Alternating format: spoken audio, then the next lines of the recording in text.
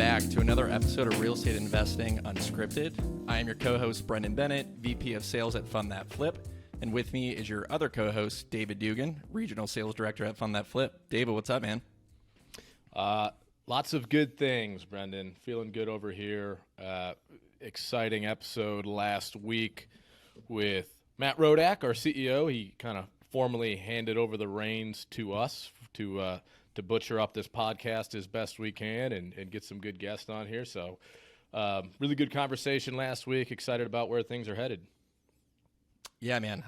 Responsibility on us, right? We got to carry the torch. So last week we talked a little bit about the economy at large, kind of ironically. You know, you and I don't really claim to be economists by any stretch of the imagination.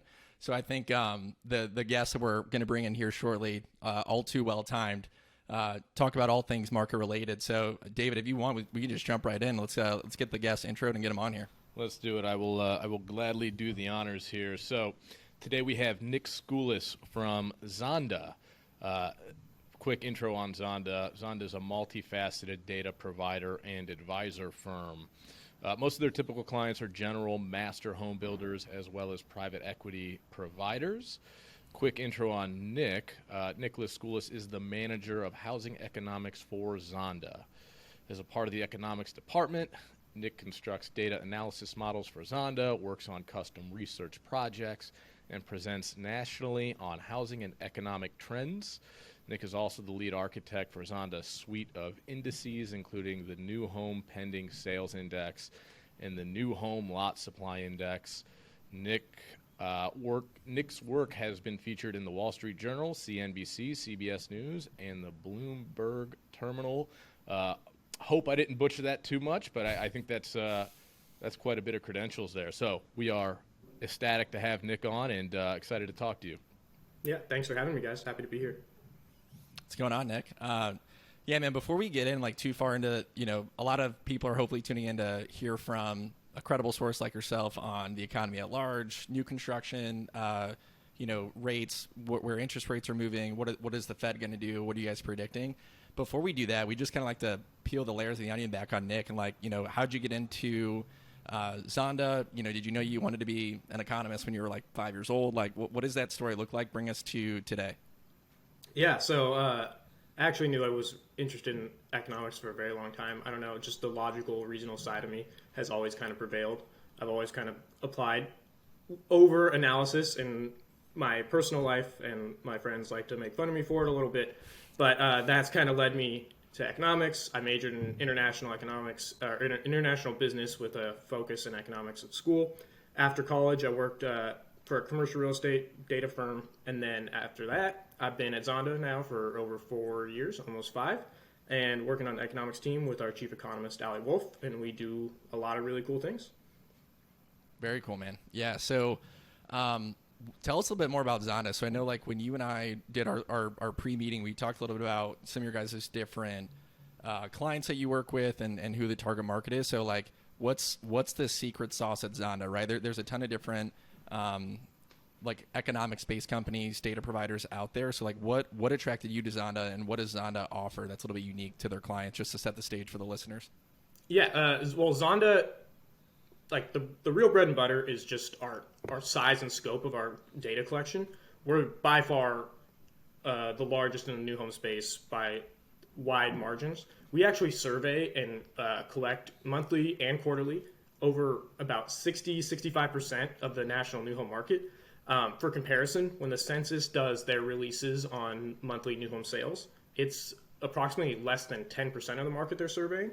So our coverage is actually about 6 times what the census is publishing, and the national new home sales number is obviously very credible. So our just scope of research is really, really vast, and we have data that no one else in our industry can really match, on the private side at least. And then we have a really strong advisory firm. We have local experts across the country. I work nationally mostly, but we do have consultants placed all across the country, and they've been in those markets for many, many years and know them extremely well. So we get the quantitative side of our research as well as qualitative input, and it makes us the best at what we do. So Nik, can you just dive a little bit deeper into that, if you could, right? I don't know if you're allowed to touch on the secret sauce too much, but I'm curious, like, where are you actually pulling the data from? How are you compiling the data? More on maybe a granular level, if you could. Yeah, it's multifaceted. We have a research team that specifically either is collecting data from builders themselves, or we're also scraping off of deeds data. But obviously, deeds are lagged about 2 to 3 months. So what our research team does is they can collect data in almost real time. There's probably like a 4 or 5 week lag off real time, but it's about basically as good as it gets. We publish our new home pending sales index before the census releases their information for the same month by about usually 2 to 3 business days. So the research team does a really good job, and I get to benefit from it by using the data. There you go, man. So if I'm a home builder, I could come to Zonda and access information based on the local area or areas that I'm building in, help that inform how many home starts I'm projecting, how many days on market I can anticipate. Is that about right? Like, that's one use case of maybe one of your clients, and it can get broader or more micro as well, correct? Well, certain data points like days on market's a little bit interesting for the new home space because the construction process and builders sell homes before they even go on market. So we do also, we have basically inventory that's upcoming. We do quantify what we call QMIs, which are homes that are built and ready to move in within, I think, 90 days. So yeah, we do segment our data like that. We do project level tracking or subdivision level tracking. So each project in individual area is tracked by price, square footage. We track incentives, which have been really important recently because builders like to offer incentives before they try to affect their top line prices. So yeah, sales, supply, pricing, the big three, and can do it on market level, even city, state, zip code. Pretty cool. Nick, when you say tracking incentives, are you talking about like tax abatements, mortgage stipends, availability, that sort of thing? Anything that employers might offer? Is that? No, it's on the builder side. So like what they might be doing to incentivize buyers. Most commonly, it's coverage of like closing costs, and now due to our interest rate environment, interest rate buy downs. So they'll basically help you as a buyer. Maybe if the affordability isn't penciling because rates are at 7%, they might say, okay, we'll help you cover at a cheaper rate for a certain time period to make those payments. It's like an alternative to an ARM almost, but on the builder side. Very cool. That's super creative. Yeah, I haven't heard of anyone locally at least doing that yet, but I'm sure we'll see a lot more of that now with rates 7, 8, 9, climbing. Yeah, it's super cool. Typically in like normal times, closing cost coverage will be a big one because builders also do have their in-house brokers. So they'll help cover costs on that end to maybe so people can put more money up front, because if you don't need the money for the closing costs, you can apply it elsewhere. Or also you'll see it a lot in finishes, like maybe they'll give you discounts on appliances because they're buying them wholesale, so they can pass the savings on in that way. But yeah, now because of our current environment, interest rate buy downs are becoming very popular. Got it.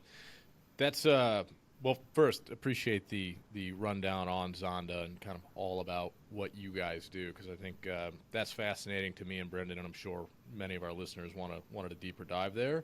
I think one of the things that everybody would like to hear, and it's becoming more of a topic of conversation now, is about home affordability, right? And kind of where the market is heading with home affordability, how the current supply and demand and interest rates are impacting affordability. Can you touch on that at all based on what you're seeing?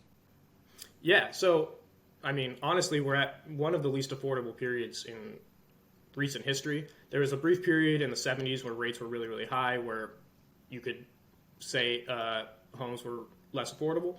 But it's just a combination of what the pandemic did to home prices, where 30, 40, 50% year-on-year gains were common all across the country, and now with rates hovering at just below 7% on a monthly payment basis, the market's really unaffordable.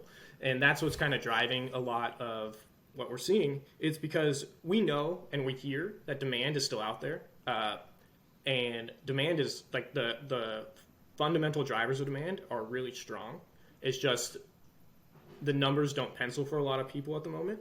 And it's just because when you're looking at that monthly payment at that 7% rate, prices haven't equalized enough to where the payment is at a place that is reasonable. So cash buyers have a lot of opportunity, I think. But yeah, affordability is the name of the game right now. Yeah. So Nick, question on that, right? So like, I was looking at a local townhome project here in Cleveland where they're coming to market, they're getting ready to list for sale. And like if you run the numbers based on what they're getting ready to market this property at, I think that they're looking at a 360, 370 outsell price point, right? At a 3 or 4% interest rate. This also has a tax abatement, right? So no property tax included in this calculation. But like at a 3 or 4% rate, like we saw early in the year, that mortgage payment's anywhere from like $1,300 to $1,500 a month. Now at a 7 to 8% projected, it's closer to a $2,100 payment per month. Yeah. So my question is, and like what a lot of people ask me, and again, I'm not the guy to answer that question, is, I doubt that we're going to see it go all the way down to equilibrium of hitting that $1,300 point, right? Because like in order for that to happen, that home price would have to cut dramatically. We're not talking about a 10%, 15% drop. We're talking about like pretty substantial decrease in home price to be able to hit that $1,300 payment. In your eyes, like how do you view that dynamic, and what is going to be that kind of break even point where people are like, hey, I know I'm not going to get back to that $1,300 payment of affordability, but I'm also willing to pay a little bit more, just not quite $2,100. How do you think that reconciles in the market?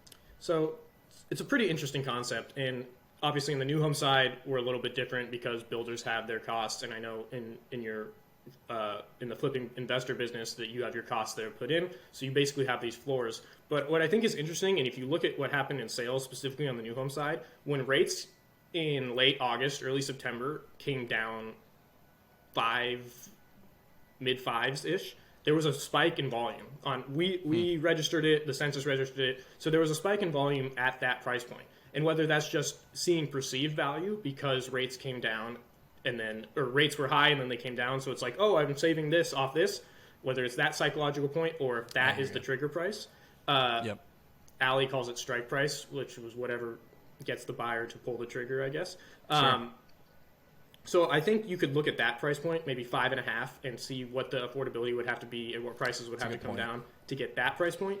But also, there are cash buyers, maybe in your market it's a little bit differently, but nationally, cash buyers are sitting on the sidelines and just kind of like sitting on the sidelines waiting for the opportunity where they just come down a little bit more, and maybe they can just get a great deal, and the numbers look different to them because they don't have that lending payment.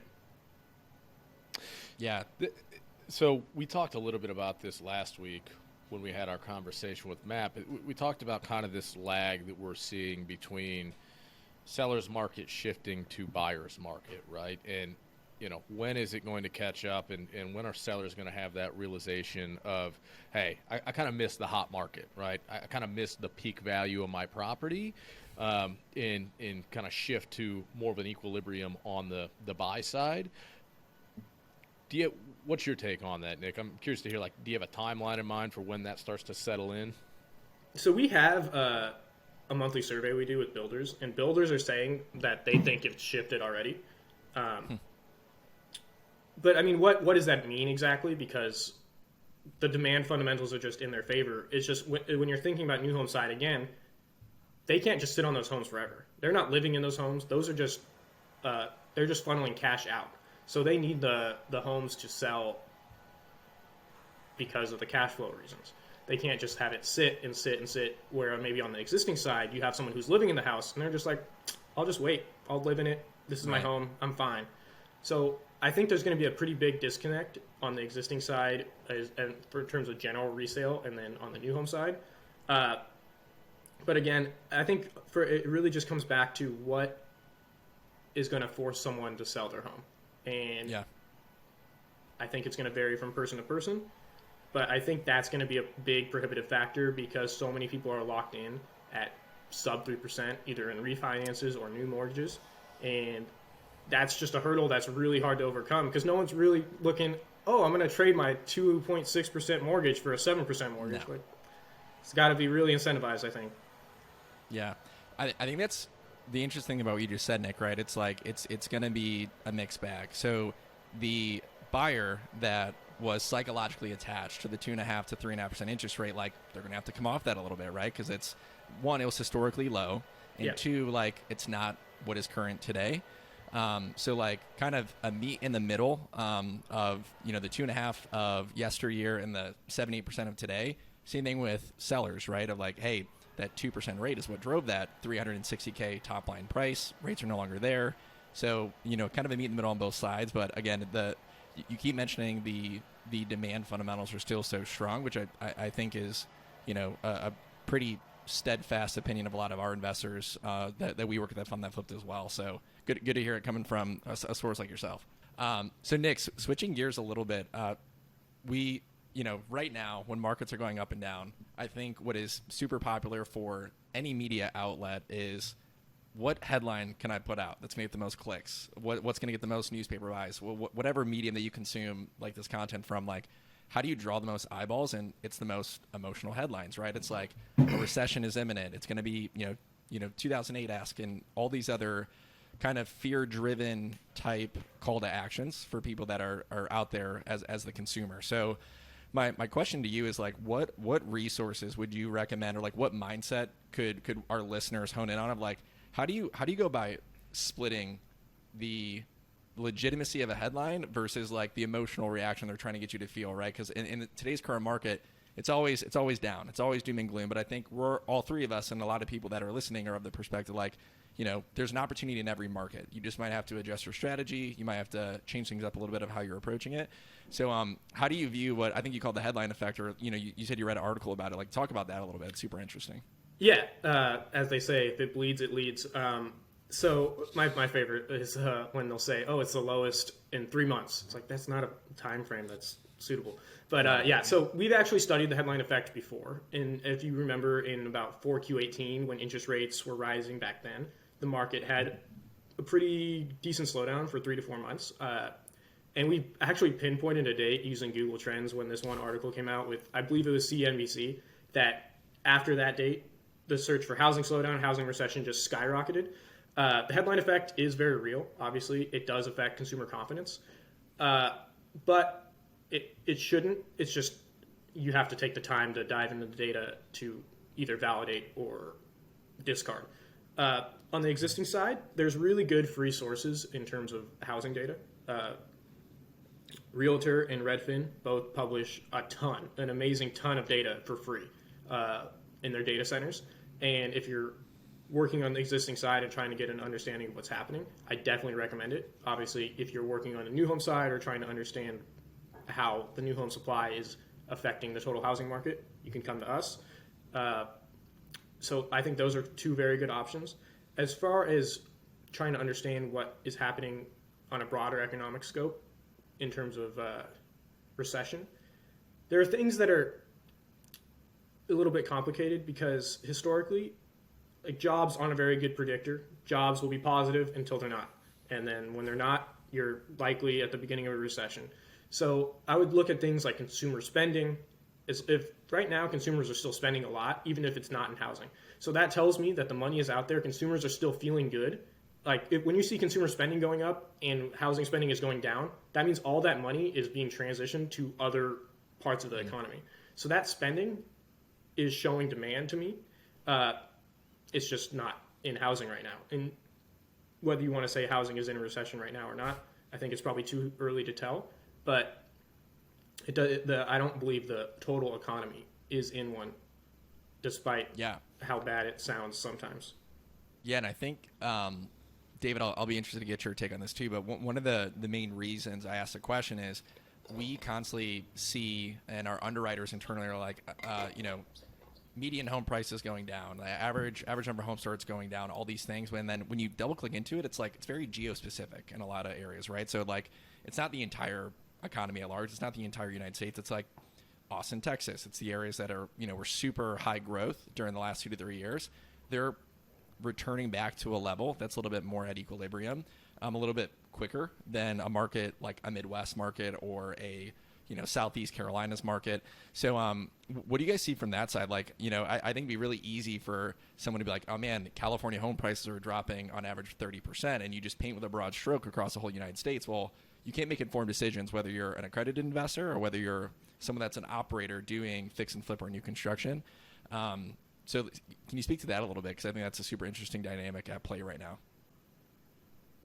Something we do is we compare it to 2019 as a baseline a lot, because what 2019 was, if you can think back to a world before the pandemic, 2019 was considered a strong, steady housing market. Like, it wasn't too hot. People were happy. It was growing. Demand was good. The homes were selling at a good pace. Prices were growing. So we compare that as a baseline a lot. And when you're looking at that, where prices are, they're so far above that level. So I think in normal times, prices are very sticky upwards. They don't typically come down very much. But we're in such a unique environment where prices grew so dramatically in such a short period. There is room for them to come down in that sense, because just the equity gains are massive. People aren't taking losses. They're still taking gains even if they cut their prices 10%. So yeah, and then as a geo-specific thing, there are markets that are still growing and accelerating their price appreciation year over year. Our data shows across the board, we split the market into 3 tranches, entry level, move up, and luxury. And entry level and move up are still up double digits year over year, despite the deceleration. And our luxury is at 9%, but it actually increased on a month-over-month basis last month. So I think the way you have to think about it is product that is done right is going to sell. It's just you have to be offering something good. Like, people don't want, especially now that the market may be shifting towards a buyer side, you can't sell something like a crappy product and expect it just to fly off the shelves like you could have maybe 12 months ago.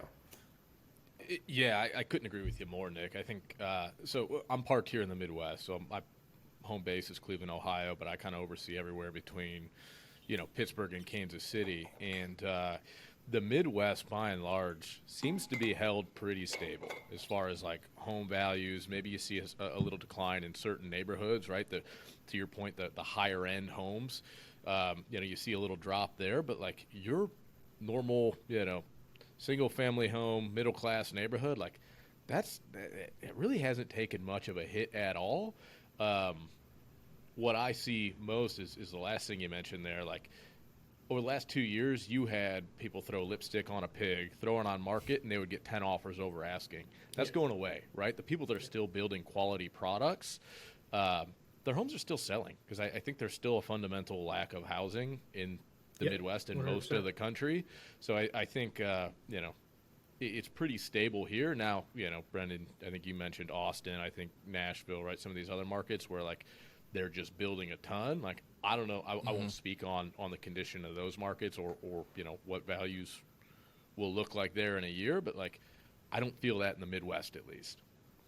Yeah. Go ahead, Nick. Oh, no, you go. This was explained to me, what you just said, Nick, and this just resonated at a recent conference I was at, where they were like, if supply's at 100 and demand's only at 70, you're not going to have the same issues across the entire 100. Like, there's demand to meet 70 out of 70, right? So, like, if the quality of that supply meets that 70% of demand, that 70% will kind of operate as normal in a normal market, right? It's a 30% of supply that's above that demand threshold that's a little bit lower quality, not done as well, lipstick on a pig, David, to your point. Those are the ones that we'll see a little bit longer days on market and, maybe a more steep decline in home prices. Does that resonate with you at all, and how you guys view it at Zonda? Yeah. 100%. And circling back to the Midwest thing, I just wanted to add, because of the price point in a more affordable markets, the relocation buyer proposition is still really, really strong there. But places like Austin and Phoenix that may have appreciated really fast, the proposition, the value savings, maybe not as much. But when you're thinking about places like Cleveland, Cincinnati is somewhere that the data looks pretty strong for us. I've never been there personally, but I just see the data. I'm like, oh, that looks like it's actually doing pretty well. I'll be there tomorrow. I'll send you some pictures. Yeah, we love Cincinnati. So, Cincinnati, Columbus, they all seem like they're, slowing off the pace it was, but that you can't use that as a barometer for normal. But still, strong, even at 7%. So, cool. I'm curious not to. I don't know that we need to go too deep into this, and I don't know that it's I hope I'm not taking us off track too much. But what do you think everything we're talking about here? What do you think that does for home ownership in general? Right? Do you think we shift more toward investors owning properties in more of a rental type of market, or do you think there's still going to be opportunities for home buyers, maybe even young home buyers, the millennials, the Gen Zs, to go out and buy homes at these increased interest rates versus cash buyers, right? Like you were talking about earlier.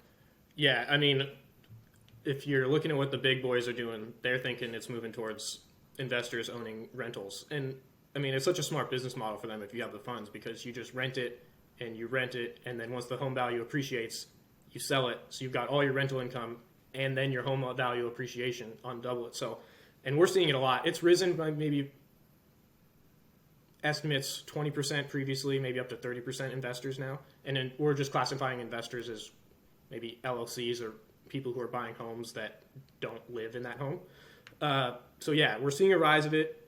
The big money is coming, and it's been in the market recently, and they're still looking for opportunity. And we've heard anecdotally of an investor approaching a builder who had maybe 20-ish homes still standing, like QMI is what we call them, ready to move in. And they said, well, take them all if you discount it 20%.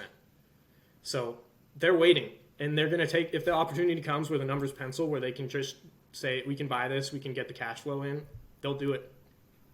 And I think that really squeezes the first-time homeowners a lot. Are you seeing some of your builder clients go more toward a build-to-rent model? Yeah, I mean, but it's very market specific. It's because the land has to be affordable, and it has to be a place that is close enough in proximity to the metro. It can't be too far out suburbs, even though that's kind of what's happening in Phoenix. Because the target of the build to rent are the first time homeowners who can't afford to rent a home. So there's some people who do that, and there's some people who do build to rent to own, where your part of your rent goes as like a equity payment. But yeah, we're seeing a lot. That's been really hot maybe the last 2 years. I think it will continue, but I think it's going to be market specific. Yeah, the reason I ask, I have some clients here in Cleveland that have actually shifted gears mid-project, right? They're building these townhomes with the intent to sell. Last conversation I had, we are no longer selling these. We modeled it out. We're going to rent them until, we get some equity back in them and have an opportunity to sell for a profit. But, we're going to ride out the storm, right? With great business model if you have the money to do it. Put some renters in there, yeah. But yeah, we do a lot of build-to-rent advisory work on the advisory side.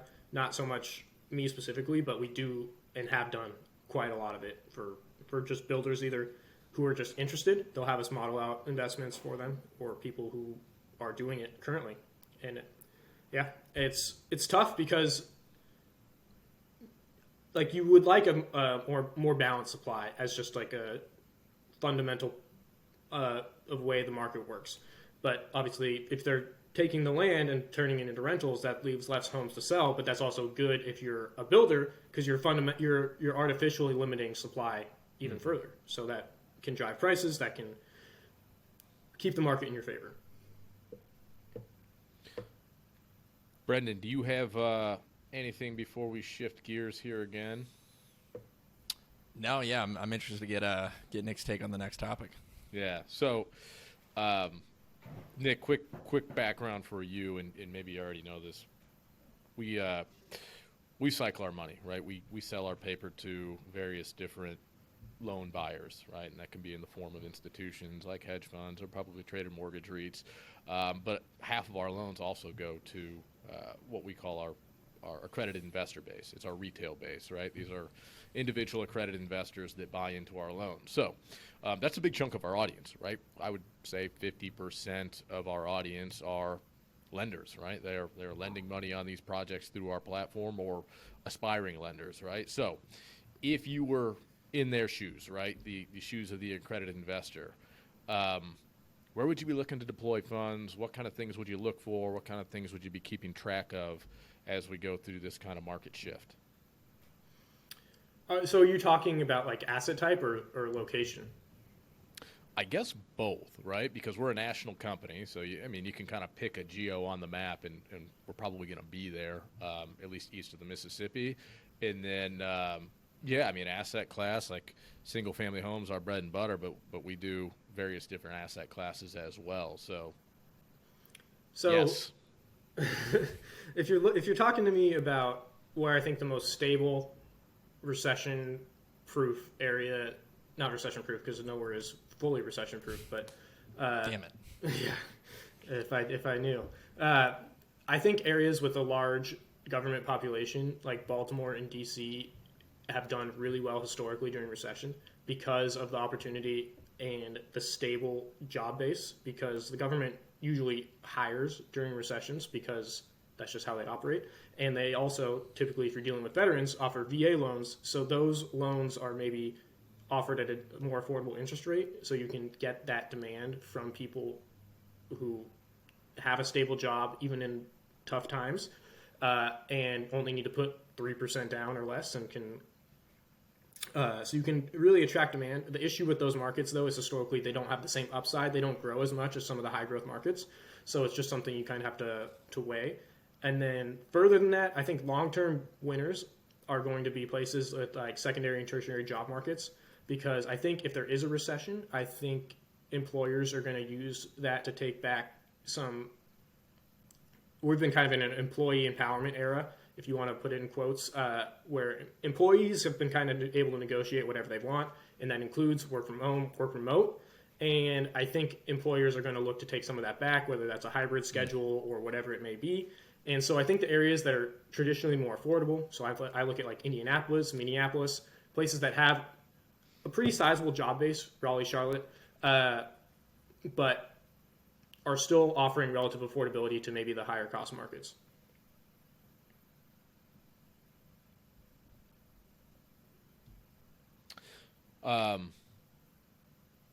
Sorry, I don't have much to add there. I got caught looking at our outline. Yeah, I can spin it a little bit different. So, Nick, that's how you're approaching it as an accredited investor, right? Someone who might be logging onto our website, looking at a ton of different geos, a ton of different deals. To flip gears just a little bit, how would you look at that if you're put yourself in the shoes of a real estate developer, a builder? What kind of things are you looking at? And now you're going geo-based, right? Like, let's say someone who's operating in a Cleveland, a Cincinnati, a Charlotte. Like, what kind of things are you looking at if you were in the builder's shoes? If I'm in the builder's shoes, I want to look at a way to add cash flow to the property. So something that's happening in California now is we just changed zoning to allow duplexes in a lot of areas, which means granny flats. And the addition of a granny flat is cash flow that you can either rent out or just use it as more space. And I think that opportunity, especially in high density areas, is really, really important, because just having that additional rental income helps you close the gap on the monthly payment really significantly. Sure. And especially if rates are going to stay above 5%, 6%, that opportunity is really important. And obviously it helps house people. So that's also good. Yeah, I think the interesting thing is, right, is like it's difficult as a landlord type investor to buy properties today at the current rates and cash flow. But even if they're getting close, right, even if they secure a 7 to 8% mortgage, and maybe they're not clearing the $300 to $500 a month and net profit per unit that they would target in a normal interest market, let's say it's only 100 or 200, you're still getting the depreciation on your taxes. You're still getting the mortgage pay down from your tenant. And eventually when rates go back down, you have an opportunity to now cash flow more, right? Because, if rates level off next year, the following year down to, let's say, a low normal of 5%, you now can shave off maybe $100, $200 off of your mortgage payment. So I think, that's key, Nick. That's a really good point of trying to find, if you're a buy and hold investor, or if you're trying to create value in a home for a buy and hold investor, run the numbers on the cash flow. And how does the cash flow look? And even if you're not getting rich in the short term off cash flow, think about your 5-year plan. How much money will you make in that 5-year period? So super interesting. Something the big investor recently just told us when we were working on a project is be patient. Not every deal is the right deal, but there are the right deals out there. And so just look for the opportunities that make sense. Because like you said, even if you're losing money on a monthly basis, if you're investing in a quality home and there is a systemic housing shortage right now. Even if the number is close enough that you can make it work long term, and then as the market turns in 2024, 2025, the prices start appreciating again on a strong growth rate, then Absolutely. you're in the green then, and then as you said, you can refi and then get your monthly payment low, and either can take that cash flow or you can flip it and get your capital gains. Yeah, exactly. So Nick, we wanna round off the interview here with the grand finale. Probably what people skip the first 30 minutes for. Probably going to be in our tagline when we market it. What is your and Zonda's market predictions for 2023? And you can blank canvas, go wherever you want with that question, but So, give us your prediction. you guys are going headline effect, huh? Oh yeah. So yeah, our house view is that the market will kind of midpoint 2023, late 2023 will probably enter a recessionary environment with job losses, and the extent of that will be driven by how long rate hikes continue to go up. My personal view is that they're going to keep going up because they reacted too slowly, and as a result, I think they're just the view of the current sitting Fed is that they'll do anything to stop inflation, and their only tool is interest rate hikes. As a Fed, there's obviously other parts of the government who can do different things, but as a Fed, they're operating insularly, and that's what they're going to do, and that will likely lead us to a recessionary environment. So from there, I think it's probably a shorter recession than the Great Recession was. Obviously, the issue of the Great Recession was the slog and how long it took to turn around and hit bottom. We're kind of looking at a late 2023 recession start, mid-late 2024 recession end. So that would see interest rates maybe peaking mid-2023, being cut, maybe till late 2024. So that would be about 6 or 7 meetings of cuts, which would probably put us around maybe high 4s, low 5s, and an environment to grow again because of the fundamentals of housing demand. So to be clear, Nick, quick question. You are thinking we haven't technically entered the recessionary period yet. We're not there yet. As an economy as a whole, no. I think you can make the argument for housing. I don't necessarily think I would, because the levels are still historically pretty strong. We're about 2018, 2019 levels on the new home side. That's enough sales to keep the market going. So no, I would say no on housing, definitely no on economy. I think we still need to see consumer spending come down. We'll see jobs go when they go, but the hiring is still way too strong. General investment is still too strong. But I think if you're looking at the tea leaves, obviously the winds have changed, but the economy is still strong enough. Yeah. Yeah, Nick, if you wouldn't mind. So again, the word recession, depending on who you are and, what audience member, what they do with their 9 to 5, with their investing, could have different emotional implications. Just like we talked about, you mentioned the headline effect, right? What opportunities exist during a recession that don't exist in a normal market period? So like, what can people that are listening get excited about? Because like, recession isn't always bad, right? Like you have to kind of hit that low point to then go on a tear from like a market growth and population growth and job growth perspective. So what kind of things can people get excited about in the event that we do hit that recessionary period late 2023?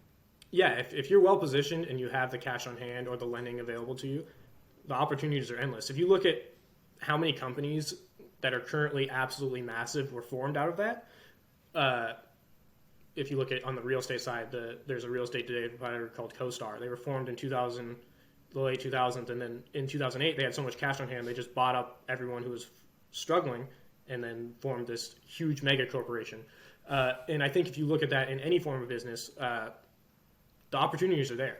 Like if you have the cash, like I said, those investors that have the big cash are looking at these builders right now and saying, okay, cut the prices. We're going to get a discount home. We'll pay you all cash. We'll just take them off your hands. And I think you can apply that on any scale if you have the funds available to do so. Along those lines, and I want to add some context here so, I'm not hitting the panic button. I think we're talking about it now. We talked about it on the previous episode. You can make money in any real estate market, right? I think people over the past couple of years, especially people that entered the real estate investing or building market over the last couple of years, have gotten conditioned to one type of market, and it was the most insane real estate market this country has ever seen, right? So, talked about the recessionary period. As far as expectations of where you might see interest rates come this time next year, 2023, where you might see the inflation rate, like what sort of sticker shock are these people going to get when they look at an interest rate, whether it's a 30-year mortgage or maybe something that's a little more along the lines of what we do on the hard money side, if you can speak on that. Definitely not a hard money expert, but so the interesting thing with interest rates is that they don't follow direct correlation with the federal funds rate. It's more of the 10-year. So if you look at what the 10-year is doing, you'll know what the 30-year is going to do the following week. So they just generally, the federal funds rate goes up, the interest rates generally go up. I don't know how much higher they're going to go than 7%. I would hope they don't reach 8, hopefully topping at 7.5. But interest rates are historically hard to predict. They're extremely volatile, especially recently. I've never seen anything like it where they're going up and down 25, 50 basis points in 2 weeks period. It's crazy. But so hopefully we're topping at about 7.5, and then we come down pretty quickly once the rates start cutting, which I think we will. It's just we have to get there first. What do you think that new normal will be, right? It's like, do you expect we get down to like 2.5, 3, like we saw like wishful thinking 2021? Or do you think it levels off to like that 4 or 5 range that we saw in 2019? If we're at 2.6 again, something terrible has happened, because the result of 2.6 was coming out of we had a slow recovery, so rates were already pretty low, right? Because 2008 was such an anomaly, and then we amplified it with a pandemic. And obviously with the pandemic response, it's hard to really fault because no one had any idea what was happening. So obviously they cut rates as fast as they could because things looked really bad for 2 months. So if we're at 2.6%, something terrible has happened. I would, if I was making a guess, I'd guess mid-4s would be probably where we bottom out at, maybe in the high 3s. But yeah, 2.6 I don't think is ever happening. Unless we switch to 40-year mortgages, which you never know. Interesting. Well, what we're hearing from you, Nick, is it's not the end of the world. This is a recessionary cycle that happens in any economy, right? And there's ways to make money in it. And do your homework, do your research, get the necessary data, and make informed decisions on how you're going to pivot your business. Yeah. Stay patient. The opportunities will present themselves if you're ready.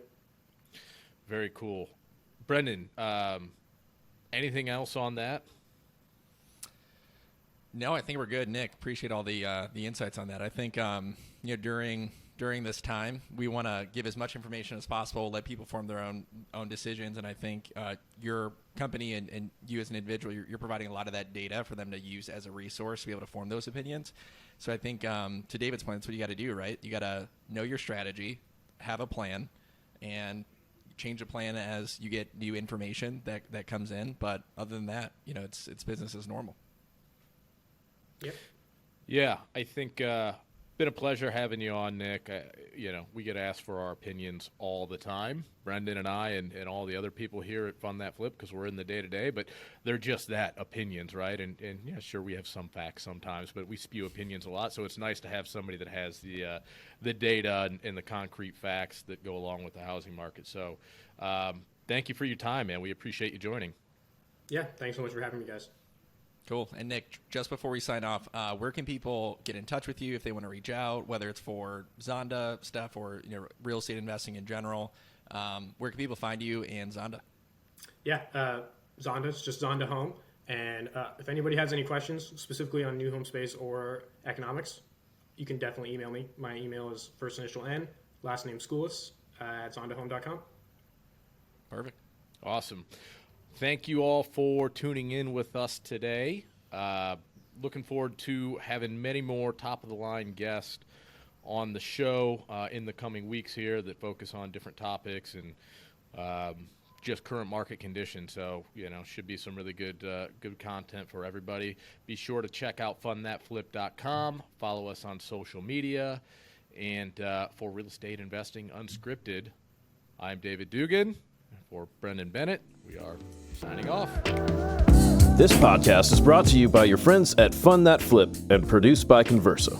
Fund That Flip is here for real estate investors all over the U.S. We are the premier hard money lender connecting active investors to passive ones through crowd-funded loans in order to make real estate investing accessible to everyone. We believe providing transparency into our process as well as research and resources for investors at every stage, we can open up the world of REI to more people and help small businesses everywhere transform their communities and make an impact on their neighborhoods. Learn more at fundthatflip.com. Make sure to rate us and subscribe wherever you listen to podcasts, and find us on Instagram, Twitter, TikTok, and YouTube.